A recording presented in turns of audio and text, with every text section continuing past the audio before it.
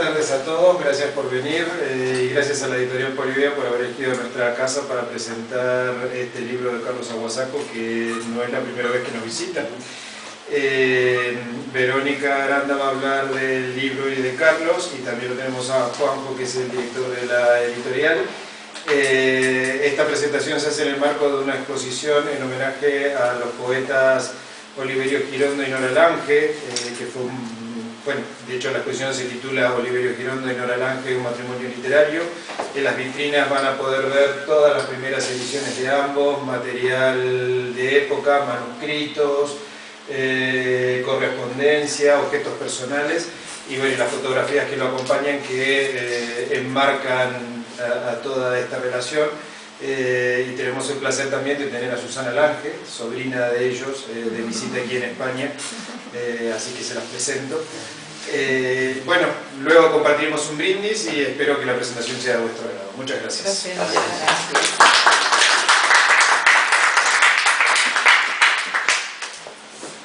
Bueno, pues buenas tardes a todos, muchísimas gracias por estar aquí y muchísimas gracias una vez más al Centro de Arte Moderno por acogernos tan hospitalariamente como hace siempre. Ya casi es nuestra casa. Entonces, llevamos media docena de presentaciones y la verdad es que nos sentimos realmente en casa. Y estoy absolutamente encantado con Piedra del Guadalquivir de Carlos Aguasaco. Estoy encantado con compartir espacio con él aquí en España. El libro tiene una intrahistoria que no me resisto a contar, una intrahistoria que se remonta probablemente a hace 3 o 4 años, en que me llega noticia del libro a través de un buen amigo, Toni Montesinos, que me habla. Toni Montesinos, autor también de La Casa, sabéis que es poeta, es ensayista, etc. Y me habla de Carlos. Carlos me envía el manuscrito, Piedra del Guadalquivir. Obviamente me encanta, me atrapa, pero en ese momento no era el momento. No era la oportunidad, porque el momento y la oportunidad tenían que venir de manos de nuestra joya de la corona, que es Verónica Aranda, que dirige la colección de Toda la noche se oyeron, de poesía latinoamericana de ahora, y es gracias a su buen hacer, sus gestiones y su vida nómada, y sobre todo, el otro día cuando ella venía de Puerto Rico y luego se marchaba a no sé dónde, le dije, sí, he notado el efecto Doppler, porque he notado un silbido, porque efectivamente, pues eso, gracias al buen hacer de Verónica, y de que contactaron en Nueva York el año pasado, ¿no? En el otoño del año pasado, pues por fin creo que ha sido el mejor momento para que al final Piedra del Guadalquivir recale en la editorial Polibea, y estoy muy orgulloso y muy agradecido porque hayas querido esperarnos tanto tiempo. Y bueno, pues para hablar del libro, pues nadie mejor que Verónica, como directora de la colección y auspiciadora de este encuentro. Muchas gracias a todos. Gracias. Buenas tardes, gracias a todos por venir y al Centro de Arte Moderno por acogernos. Igual no hace falta, ¿no? Se oye bien. Pues gracias por acogernos nuevamente, y es casi nuestra casa para presentar los libros de esta colección, que en junio cumple un año, ¿no? Empezamos con el libro de Lección para España y también lo presentamos aquí. Y sobre todo agradecer a Carlos su paciencia, ¿no? que hubiera esperado estos años para sacar el libro, del que estamos muy orgullosos. Yo creo que es una joya y es muy representativo porque juega entre las dos orillas y además todavía no habíamos publicado autores colombianos y además también representativo porque es un autor de la diáspora, porque vive en Nueva York desde el año 99.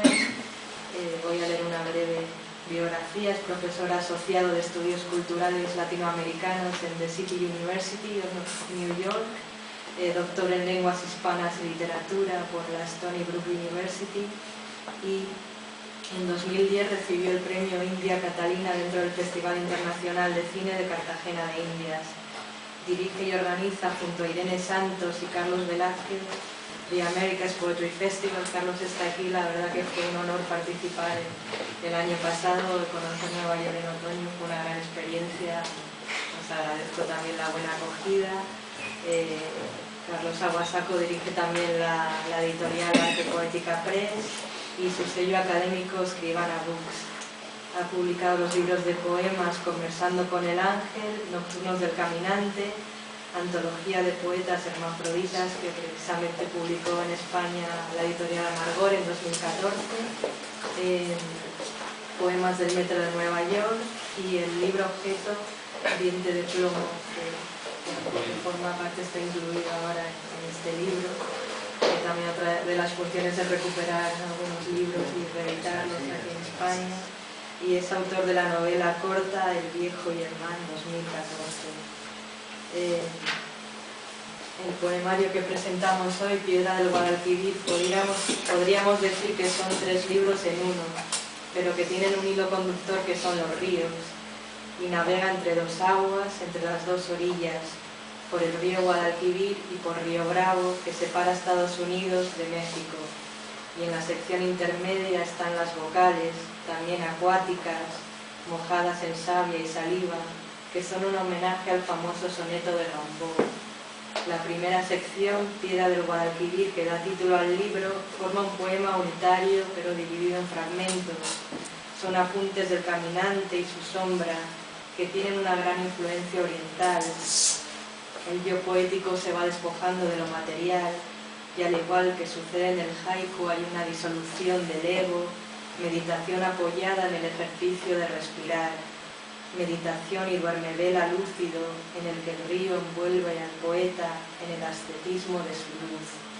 Las repeticiones y la circularidad funcionan también como un mantra, como cuando dice: yo diría que el poema es un tótem, afirma tajante, tótem, tótem, ese es su mantra, el bordón de su jarcha. El cangrejo, que aparece en varios poemas, actúa como símbolo de la muerte del hombre viejo y mediante la redención, el nacimiento del hombre nuevo, porque el río, en palabras del poeta, es otra forma de tiempo y las piedras son su memoria milenaria. Por otro lado, hay un cuestionamiento metapoético que genera interesantes apuntes sobre la escritura y conecta con referencias a otros autores, y más claramente con Espejo de agua de Vicente Huidobro, uno de los poetas que más han influido, creo yo, en Aguasaco.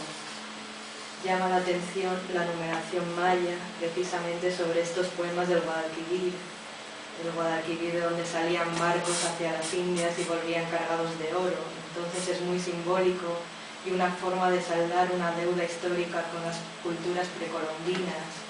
Se remonta también a un pasado de códices pintados. Aguasaco es poeta de múltiples registros, como ya demostró en poemas hermafroditas.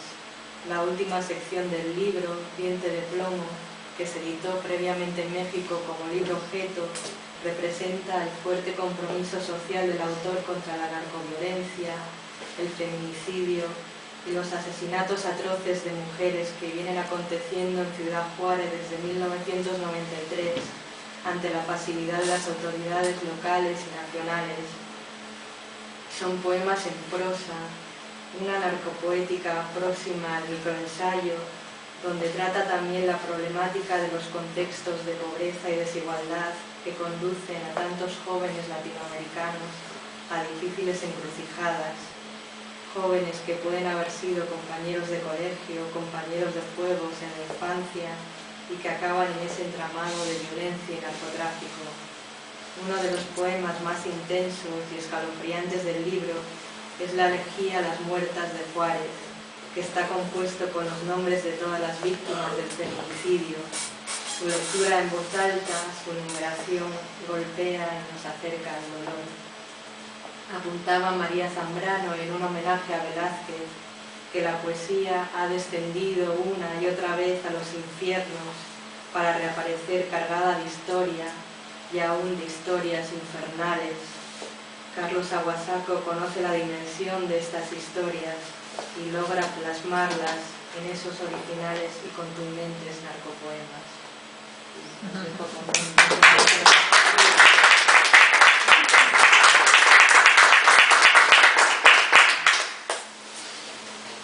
El problema de ser presentado por Verónica Aranda es que la presentación de Verónica es mejor que el texto para leer.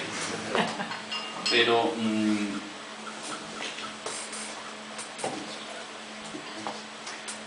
yo quisiera comenzar mi intervención el día de hoy agradeciéndole su presencia en este lugar, porque la presencia de ustedes es la que le da sentido a esta ceremonia de inauguración del libro, la salida de este libro. No tendría sentido, nada tendría sentido si ustedes no estuvieran acá, y entonces yo les agradezco. Como decía Jaime Sabines, son cosas que incluso lo lastiman a uno. El cariño de los amigos, el cariño de los poetas, de los presentes y los ausentes, me tocan el alma. Y sí, yo pienso que el libro no podía ser porque todavía no había colección. Entonces cuando Verónica me habló de la colección y me invitó, yo inmediatamente le dije, sí, claro, sí, yo tengo un libro ahí esperando, yo tengo un libro ahí esperando hace tiempo, y yo estaría honrado de estar ahí, además en compañía de escritores a los que aprecio y admiro, que hemos invitado también al festival que organizamos.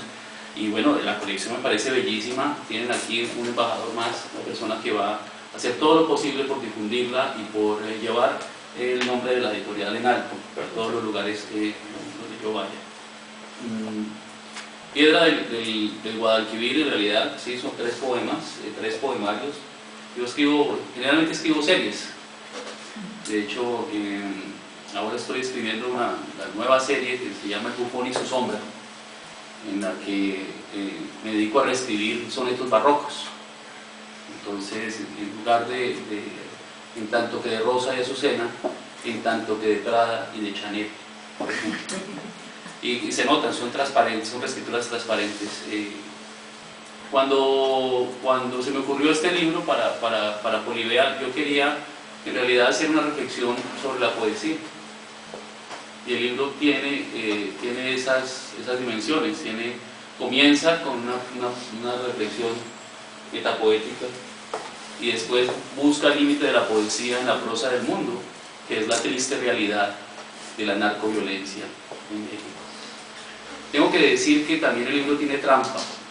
Estaba dando una charla, estuvimos con Carlos Velázquez dando una charla en la Universidad Carlos III de Madrid sobre mi quehacer poético, y yo les confesaba que cuando vivimos, los que somos colombianos, estuvimos en esa época, vivimos la narcoviolencia en Colombia, éramos demasiado jóvenes, yo era demasiado joven, y quizá no fui suficiente poeta para cantar esa violencia. De hecho, cuando comencé mi carrera, yo lo que quería hacer era un poeta deliberadamente abstracto y europeizante. Yo quería ser un poeta medievalista, medievalizante, quizá para extraerme de esa violencia que me había marcado. Ustedes no me están preguntando, pero yo les voy a decir que yo fui forzado a prestar servicio militar en Colombia, ¿no parece? Y en ese proceso el gobierno tuvo la guerra con Pablo Escobar. Durante el año que yo estuve prestando servicio militar, Pablo Escobar puso 500 bombas en un año, una a menos de 100 metros del sitio donde yo estaba durmiendo. O sea, mi trabajo como soldado era constantemente salir a la reacción de estas cosas, e incluso cuando se escapó Pablo Escobar, yo era de los soldados acuartelados listos para la redacción. Entonces, después voy, curiosamente, a México para hacer la investigación sobre mi libro académico. Para los que no saben, yo escribí un libro sobre el Chapulín Colorado, que se llama No contaban con mi astucia. Y cuando llego a México a escribir, hacer mi investigación, sobre Chapulín Colorado me encuentro con que se está dando la llamada colombianización de México. Y en ese momento pienso, mi reflexión es, quizá yo ya soy el poeta que puede cantar esto. Es un libro con trampa, porque entonces estoy transmitiendo la sensibilidad de la experiencia de la violencia que vive en Colombia, en la que todos los colombianos hemos sido víctimas de la violencia de una forma u otra. La casa de Carlos Velázquez en el pueblo de su familia ha sido destruida varias veces en tomas guerrilleras por los dos bandos, ¿sí? Le han disparado varias veces, hemos tenido familiares asesinados, hemos tenido familiares desaparecidos. Y cuando llego a México y veo ese proceso, se me ocurre que quizá esa era mi misión, producir un libro. Entonces es un libro que trata de revelar mi experiencia en Colombia a través de mi segunda experiencia como especialista en México. Y ahora sí lo voy a aburrir con todos los poemas. Piedra del Guadalquivir, serie escrita leyendo el arte poética de Borges y siguiendo la numeración maya, como bien apuntabas.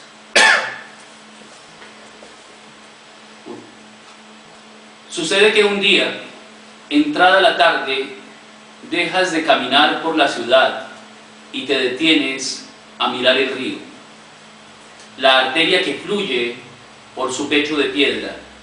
Decides quitarte los zapatos y metes los pies en el agua. Por un momento sientes que todo en tu ser fluye y con la corriente se elonga, se disuelve en el agua. El tiempo es otro río, recuerdas, y piensas en la ironía del anciano enceguecido para quien el ojo era una pluma y la penumbra su lienzo. El río es otra forma del tiempo, murmuras, y te quitas la camisa y te dejas caer de espalda. Quieres quedarte allí, permanecer allí en el torrente, dejar que el agua te redondee las carnes y haga de tu cuerpo una roca suave, un guijarro más en su corriente.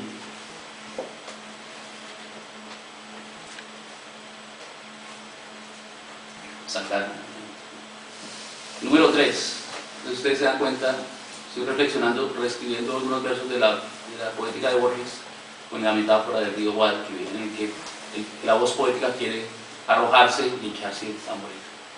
Es un libro que he escrito con la memoria de la mañana en la que William Beltrán y yo conocimos el río Guadalquivir. Deambulamos dormidos con los ojos abiertos. La vigilia es otro sueño. Recuerdas al anciano sentado junto a la puerta, recostado en su bastón como un dinosaurio de piedra. Por un momento sospechas que él te ha soñado, que eres un personaje de un laberinto circular hecho ruinas. Algún pececillo extraviado te muerde en la oreja. La mente vuelve al agua. Cada vez se hace una manta más gruesa, más fría y permanente.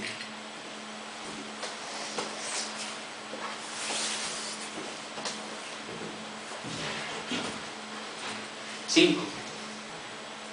El viejo se levanta y con el bastón en el aire propone que todo el universo es un libro gigantesco, que el día o el año son un símbolo. Luego se sienta y así permanece. Yo soy entonces un códice escrito por el agua, un petroglifo del tiempo, dices en voz baja para entretener su idea sin perturbar a la rana que dormita en tu rodilla.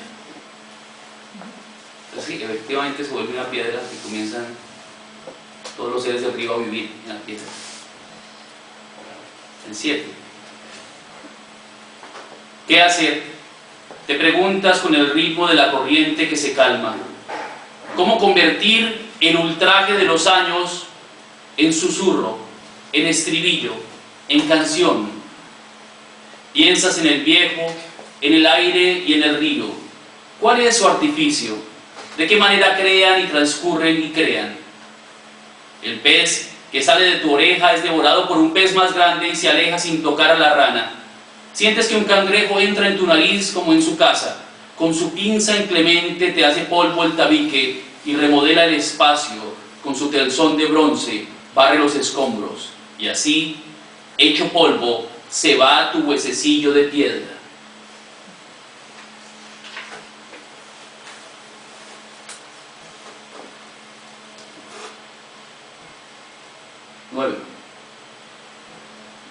Conociste a un poeta que no murió en el ocaso, un ser de caoba que celebró su cuerpo entre las llamas y feneció al mediodía. Si el viejo es dinosaurio, concluyes, este hombre es salamandra. Si el viejo está en el aire, supones, este hombre está en la flama. Conociste a un poeta al alba y lo oíste confesar que solía despertar sin piso, como Pegaso o como Ícaro.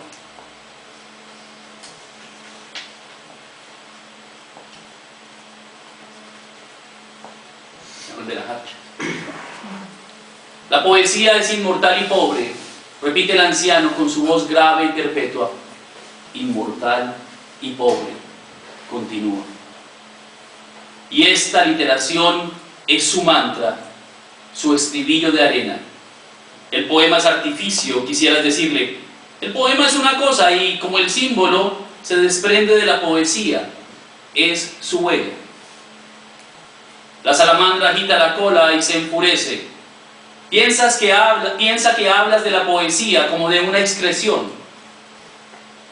Yo diría que el poema es un tótem, afirma tajante. Tótem, tótem, ese es su mantra, el bordón de su hacha.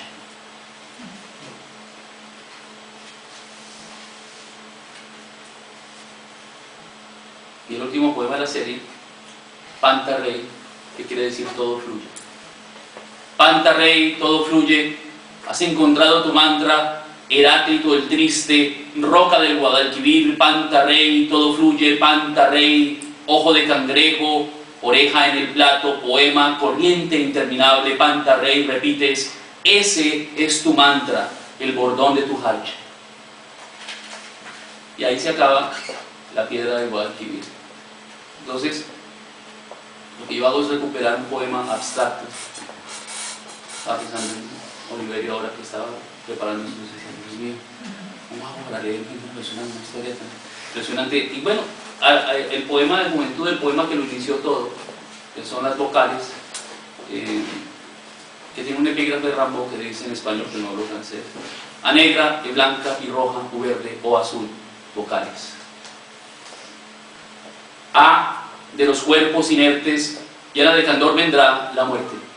Dios mío, A de los cuerpos inertes, cuán pálida y tibia te presentas hembra, serena, serena A, serena muerta.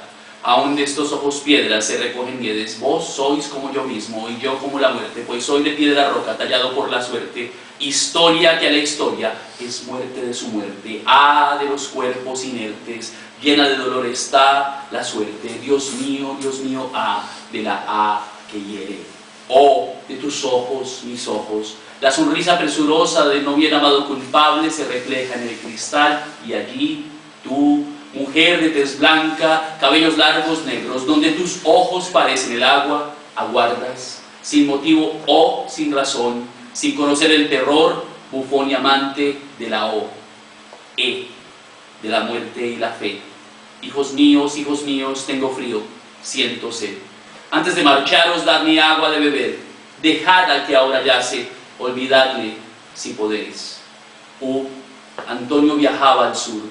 En la homilía de los pasos, el sudor de la mañana, María la que tanto quise, María la que sola estaba, recostada en medio lecho, en voz triste susurraba: adó se ha ido Antonio, adó y no queda nada. En la homilía de los pasos, el sudor de la mañana, Antonio murió en el sur. Y, vocal y letra del fin, eres y serás, desde ahora y para siempre, ese sentimiento ido que en otro tiempo habitó los aires. En tu contacto con la tierra aprenderás a mentir, y la amalgama fuerte que se forma de las desmesuras, las imprevisiones y los incontables fallos marcará en adelante tu huella al contacto con la tierra. Ustedes ven que el libro tiene, digamos, esas tres etapas: una reflexión sobre la poesía, y después un poema que busca ser la poesía pura. Y después la última parte, que es la piedra del diente de plomo, es una reflexión sobre los límites de la poesía. Porque la verdad, no podemos evadir la experiencia. ¿Sí? Yo como académico tengo siempre una discusión con los colegas que son demasiado posmodernos, ¿sí? Porque hay algunos profesores míos muy distinguidos que quieren reemplazar al objeto con el discurso sobre el objeto. ¿Sí? ¿Qué te vas a leer ese libro de Cervantes? ¿Qué te vas a leer ese libro de Verónica? ¿Qué te vas a leer? Léete mi ensayo sobre Oliverio, léete mi ensayo sobre Verónica. O sea, quieren sustituir el objeto, pero el poeta no puede sustituir la experiencia. O sea, el poeta sí puede meditar, sí puede hacer reflexión, pero la experiencia está en alguna parte, lo precede al poeta, lo agrede, se le viene en la cara todos los días. Entonces evadirla, eso es una cosa que yo no podía hacer cuando estaba en México, y allí comencé a escribir Diente de Plomo, que es un libro, sí, sobre la violencia, pero también es un libro sobre la infancia. Si un día en la esquina de tu calle te alcanza la muerte como una bala perdida, si la muerte te atrapa por la espalda y te besa en la nuca con su diente de plomo, si la muerte te susurra que te ama y te pide yacer a su lado en medio de la acera, ¿pensarías en José de Espronceda? ¿Dirías que ese es su lugar y no el tuyo? Morir así entre el fuego cruzado del narco y los federales, morir así de gratis sin llegar a tu casa con el pan de la mañana, morir así como antes morían otros en otras tierras, como antes morían otros en tierras lejanas, morir así como una flor aplastada por un tanque de guerra, piensas, no es justo, repites y sigues caminando.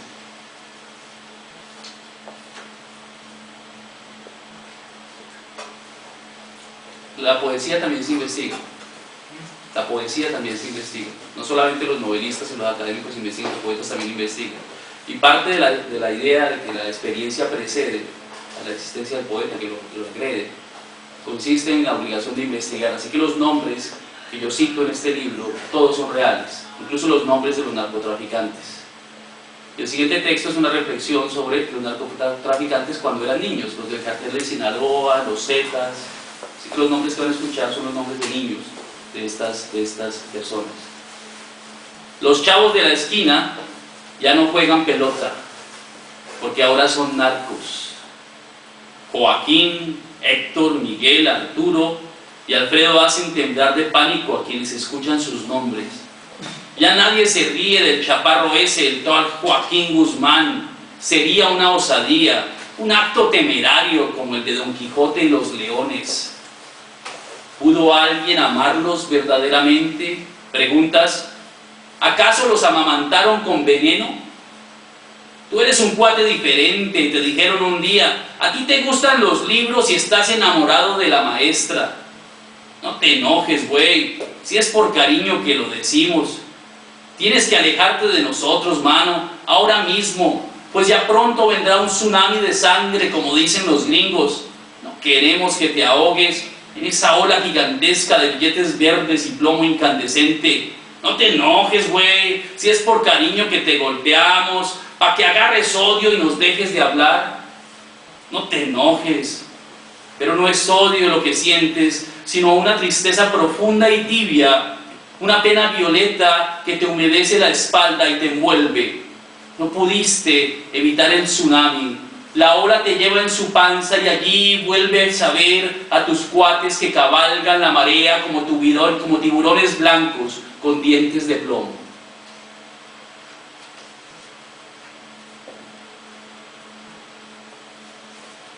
El Chapo Guzmán, que ahora vive en Brooklyn, curiosidades. El Chapo Guzmán, cuando era niño vendía naranjas en la calle. ¿Sí? Mi hermano y yo, está acá, cuando éramos niños vendíamos globos en la calle de Bogotá. Entonces me hizo pensar mucho en cómo personas que prácticamente salieron de la misma clase social tuvieron dos finales tan diferentes. ¿Recuerdas al chico de las naranjas? El chaparrito ese al que le comprabas cuando te detenías en el coche en la esquina. Hoy he visto su fotografía en la tele Dicen que anda prófugo de la justicia y hasta ofrecen recompensa. La justicia a veces me parece una parodia, un sainete, como dicen en la escuela. Hasta los federales saben que cuando en la noche aúlla un lobo es porque el chaparro ha perdido a un amigo. Que si la noche siguiente el toro brama es porque ya tomaron venganza.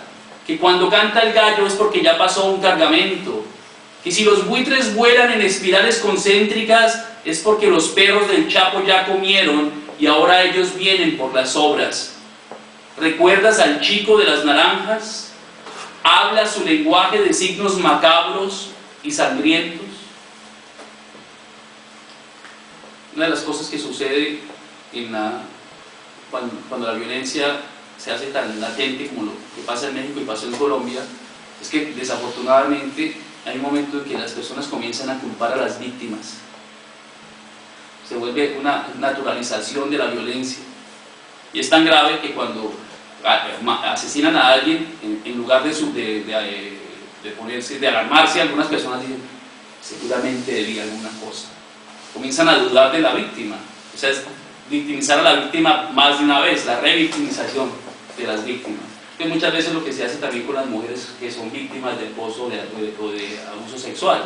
Oh, sí, la culpa es de ella. Es una cosa ridícula, pero es real. La primera masacre siempre te hace pensar en Herodes y su locura progresiva, en su megalomanía de constructor y asesino en serie. ¿Cómo puede alguien capaz de dirigir empresas tan grandes ser también un asesino despiadado? Ya te pareces al Vlad Tepes, alguien le dice al narco. Explícame quién es ese, responde el Z. ¿Acaso es un hijo ilegítimo de Pablo? ¿Será uno de esos pinches chicanos con ínfulas de Tintán? ¿Es uno de esos luchadores enmascarados que ya ahora están de moda? Insiste el Z. No me digas que es un personaje de televisión por cable o una figurita de tiras cómicas. Vlad Tepes, repite entre dientes. Ya me quedó gustando el nombre. Capaz que así le pongo al primer varón que me nazca con la nueva Miss Sinaloa. La penúltima masacre hace que culpes a las víctimas. Algo habrán hecho, algo debían. Ya se lo tendrían merecido. Eso les pasa por... dices, y piensas en cualquier cosa que tú no hagas. La última masacre en la que muere tu hijo o tu hermano te hace pensar en Herodes, como el gran Z, dando la orden, y en Vlad Tepes como el infame asesino que beberá un vaso entero de su sangre para evitar que el alma en pena vuelva en las noches a despertarlo. Y el libro no solamente es un libro de poemas en prosa, también tiene, como se dice en inglés, one-liners, poemas de una sola línea, de una sola frase, ¿no? Como este que ya... ¿Puedes creer que la muerte tenga marca registrada?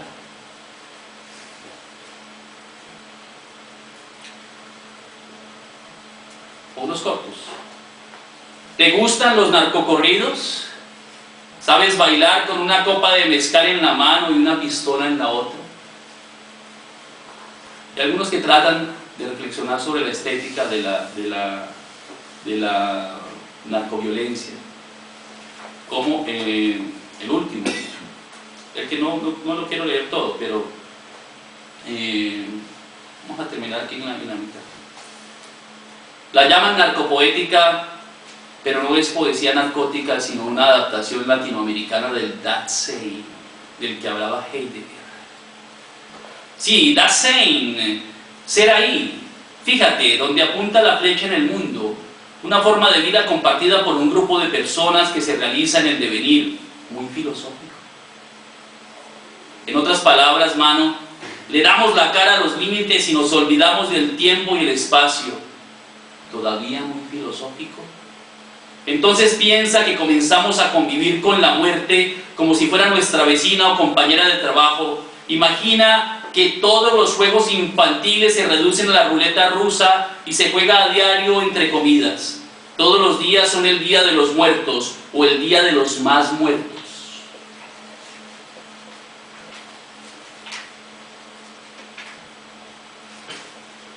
el sujeto del poema un día se encuentra con la muerte. ¿Ustedes saben cuántos nombres tiene la muerte? La muerte tiene diferentes nombres, pero en México, especialmente en México, tiene muchos nombres. México es una cultura como la colombiana, convive con la muerte de una forma diferente, una forma excepcional, porque la forma en la celebración del Día de los Muertos, de llevarle comida a los muertos, habla de una relación con la existencia, con la permanencia del ser, que va más allá de lo físico, y sin embargo se manifiesta a través de una acción física. No lo vas a creer, pero te digo que la encontré llorando. Estaba sentada en una banca del parque. Tenía las manos huesudas cubriéndole la calavera como si fuera un grabado de José Guadalupe Posada, y lloraba como una recién nacida. Lloraba con un llanto tan tierno y doloroso que no resistí más y me senté a su lado para consolarla. ¿Qué te pasa, pelona? ¿Se te escapó un cristiano? Le dije como para hacerla reír. Pero la parca tiznada seguía llorando, güey, sin consuelo. Entonces me entró lástima y levanté su guadaña para animarla a seguir chambeando. Dale, sigue trabajando, condenada flaca. No te desanimes, le dije casi rogándole. La Catrina huesuda comenzó a gemir y a berrar y a berrear desconsolada, más desconsolada que nunca. ¡Ay, ay, ay! No me puedo morir porque ya estoy muerta, me decía. Y su llanto era de sangre tibia y morada. ¿Por qué lloras, chingada? Dime, ¿acaso el narco no te está ayudando en el trabajo? ¿Acaso no andas en bonanza recogiendo almas para el purgatorio? Le grité un poco enfadado con ella. No es eso lo que me tiene así, me dijo, desde su calavera vacía. Son las pinches balas perdidas que van por ahí matando niños, mujeres embarazadas, obreros inocentes y hasta perros. Son las granadas, las bombas y los morteros que no discriminan. Esto ya parece el apocalipsis. Ya te digo que con esos argumentos no tuve más que decir y me senté a llorar con ella. Y ahí, un poema con el que quiero terminar la lectura hoy, es el poema sobre las muertes de Juárez. Cuando yo comencé a hacer la investigación sobre los poemas de las muertes de Juárez, ustedes saben cuál es el caso. Hay más de 500 muertes que están impunes en Ciudad Juárez, de mujeres que los casos son complejos.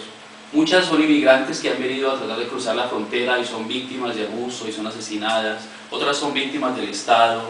Otras son mujeres que son fruto de la violencia doméstica y que son literalmente arrojadas allí.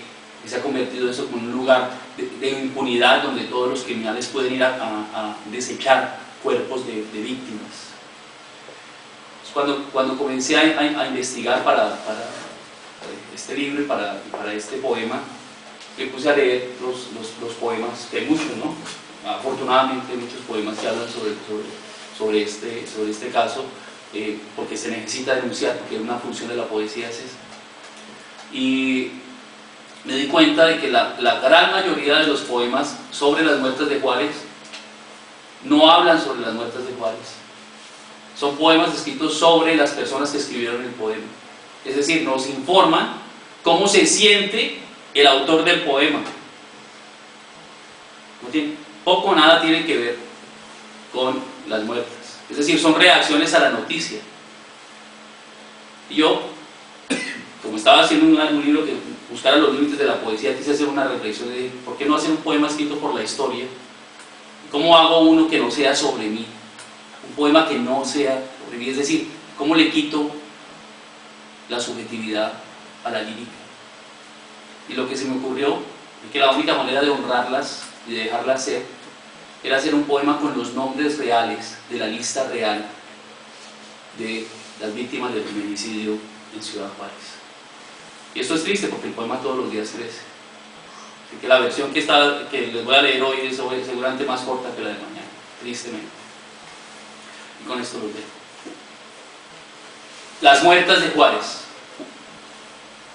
Poema compuesto con la lista real de los nombres de las víctimas del feminicidio reciente en Ciudad Juárez, México.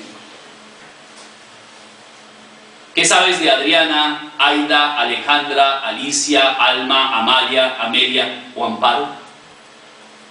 ¿Qué sabes de Ana, Apolonia, Araceli, Araceli con Y o Bárbara? ¿Qué sabes de Berta, Blanca, Brenda, Brisa, Carolina, Cecilia, Celia, Cintia, Clara, Claudia o Dalia? ¿Qué sabes de Daisy, Domitila, Donna, Dora, Elba, Elena o Elsa? ¿Qué sabes de ellas, de alguna de ellas, o de Elizabeth, Elodia, Elba con V, Elvira, Emilia o Heréndida? ¿Qué sabes de ellas, de alguna de ellas, de sus muertes, de sus últimas palabras, o de Erika, Erika con K, Esmeralda, Estefanía, Eugenia, Fabiola, Fátima, Flor o Francisca? ¿Qué sabes de ellas, de alguna de ellas, de sus muertes, de sus últimas palabras, de sus llamados de auxilio, del hilo de sangre con que llevaban el alma atada al cuerpo de Gabriela, Gladys, Gloria, Graciela, Guadalupe, Guillermina, Esther con su H invisible en el aire, o de Hilda? ¿Qué sabes de ellas, de alguna de ellas, de sus recuerdos, de su recuerdo, de sus lápidas, o de Ignacia, Inés, Irene, Irma, Jacqueline, Jessica con doble S y sin acento, Juana, Julia o Julieta? ¿Qué sabes de ellas, de cualquiera de ellas, de los ojos que lloran su ausencia, o de Karina, Laura, Leticia, Lilia, Liliana, Linda, Lorenza, Lourdes, Luz o Manuela? ¿Qué sabes de ellas, de la más joven de ellas, de sus manos juntas como en oración buscando la paz de la justicia, o de Marcela, Margarita, María, María, María, 40 veces María? ¿Qué sabes de ellas, de algunas de ellas, de sus memorias, de sus sonrisas acalladas con violencia, o de Maribel, Maritza, Marta, Mayra, Merced, Mireya, Miriam o Nancy? ¿Qué sabes de ellas, de la más baja de ellas, de sus zapatos con lodo, de su relicario de plata, de su mano entreabierta y levantada como para saludarte, o de Nelly, Nora, Norma, Olga, Otilia o Paloma? ¿Qué sabes de ellas, de todas ellas, de la primera de ellas, de su sombra en la tierra, de su corazón roto 3 veces y a la vez 3 veces surcido con llanto, o de Patricia, Paula, Paulina, Perla, Petra o Raquel? ¿Qué sabes de ellas, de la segunda de ellas, de sus primeros pasos, de sus muñecas, de su espejo de azogue, o de Reina, Rocío, Rosa, Rosa como en un coro de rosas, Rosalba, Rosario o Sandra? ¿Qué sabes de ellas, de la más vieja de ellas, de sus primeras letras, de sus gastos, de sus deudas, o de Silvia, Silvia y Silvia, Sofía, Soledad, Sonia, Susana o Teodora? ¿Qué sabes de ellas, de la más alta de ellas, de sus tortillas, de sus tacos, de su mole, de sus chiles rellenos, o de Teresa, Teresita, Tomasa o Vanessa? ¿Qué sabes de ellas, de la más solitaria de ellas, de su talismán, de su tatuaje, de su marca de nacimiento, de la cicatriz de un parto, de Verónica, Verónica la otra Verónica que no es Verónica, Victoria, Violeta, Virginia, Viridiana o Jessica? ¿Qué sabes de ellas, de la más alegre de ellas, de sus canciones, de sus polleras, de su cumpleaños, del día de su santo, de sus mañanitas, o de Yolanda, Yolanda, Zenaida o Zulema? ¿Qué sabes de ellas? Dime, de todas ellas, de cualquiera de ellas, de sus dolientes, de sus amigos, de sus hermanos, de sus hijos, de su bautismo, de sus nombres, o de la mujer sin nombre que ha muerto más de 70 veces, de la mujer sin nombre que ay, Dios mío, sigue muriendo en Juárez sin que nadie haga o diga nada. Muchas gracias.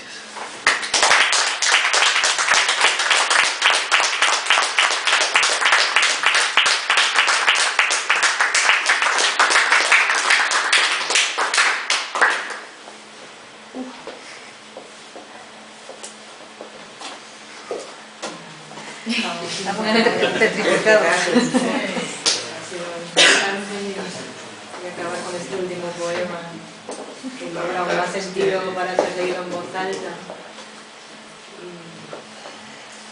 bueno, agradecerte de nuevo tu presencia, la lectura, tu generosidad al cedernos el manuscrito. Me olvidé mencionar que también estamos muy orgullosos del prólogo, que es de María Ángeles Pérez López, que parece de las mejores poetas de este país, y que además es profesora titular de literatura hispanoamericana en la Universidad de Salamanca y desde el principio apoyó esta colección y vale la pena también empezar el libro de su prólogo. Que ha sido muy generoso, ¿no? María Ángeles es aparte de una extraordinaria poeta, una persona muy generosa, que está viviendo mi vida. Yo siempre le digo cuando la veo, le digo, tú estás viviendo mi vida porque yo era el que iba a ser profesor en esa universidad.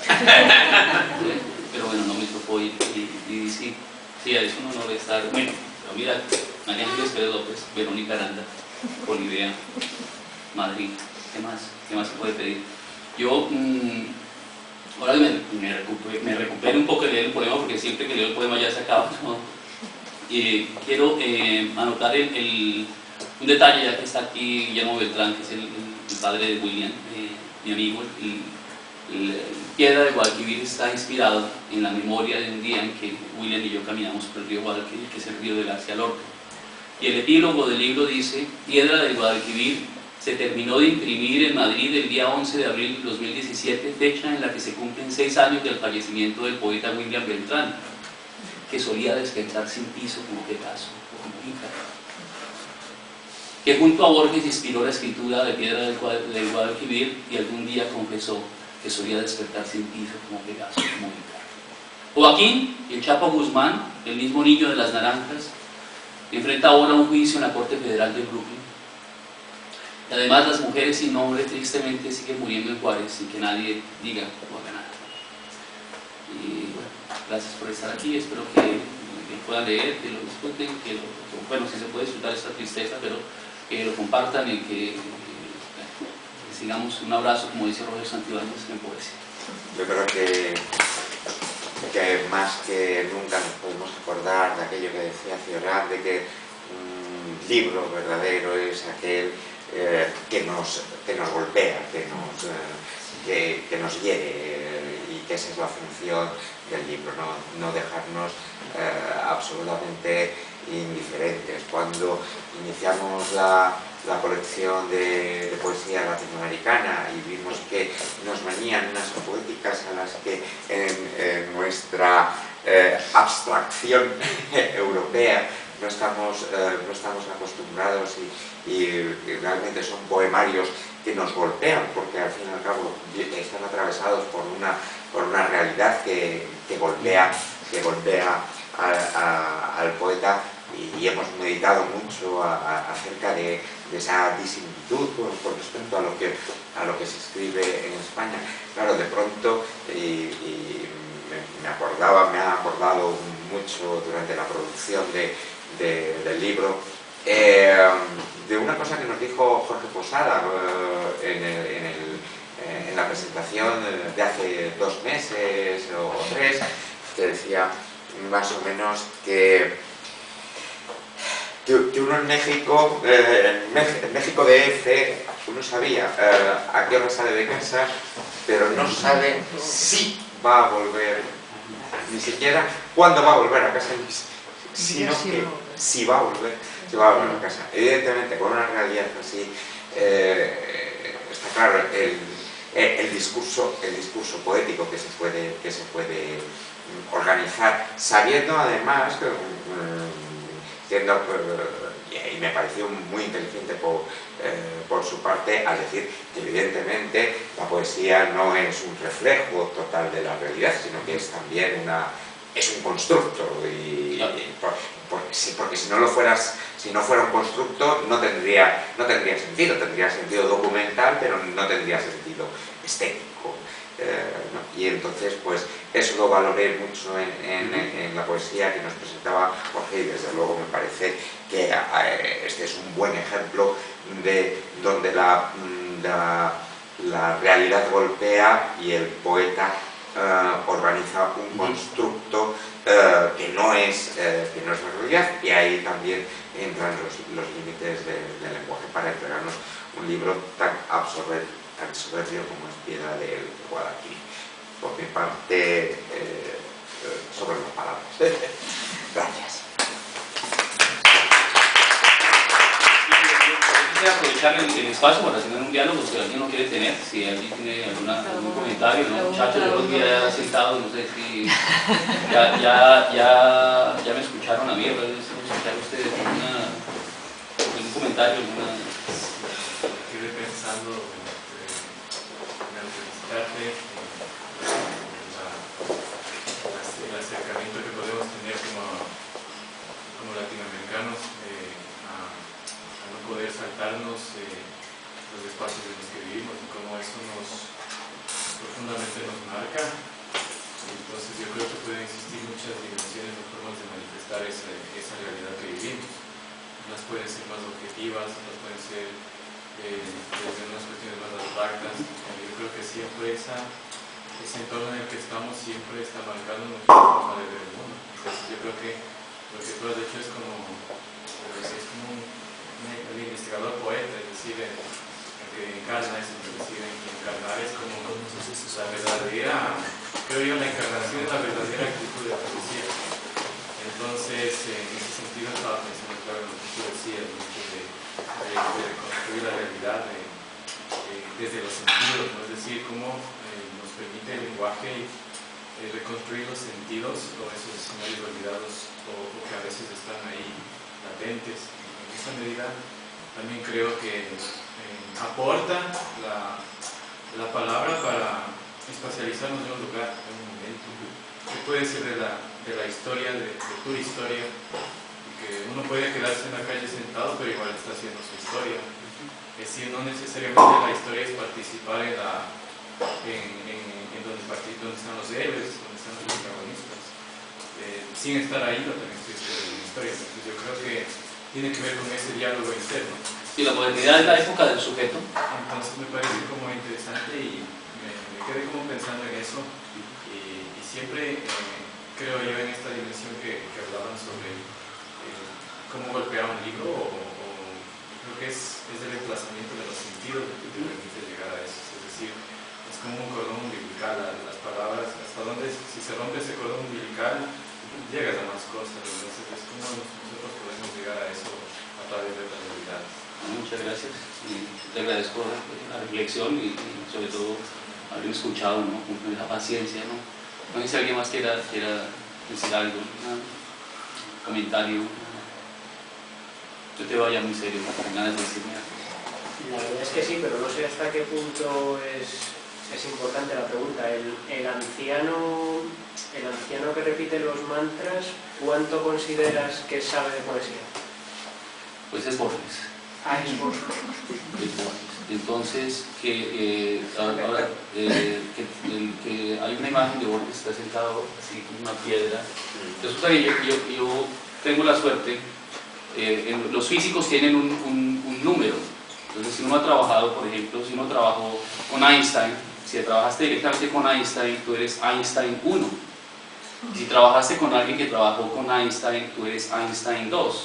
Los físicos, tengo un cuñado que es físico, pero en física, entonces es un nerd que me está contando, ¿no?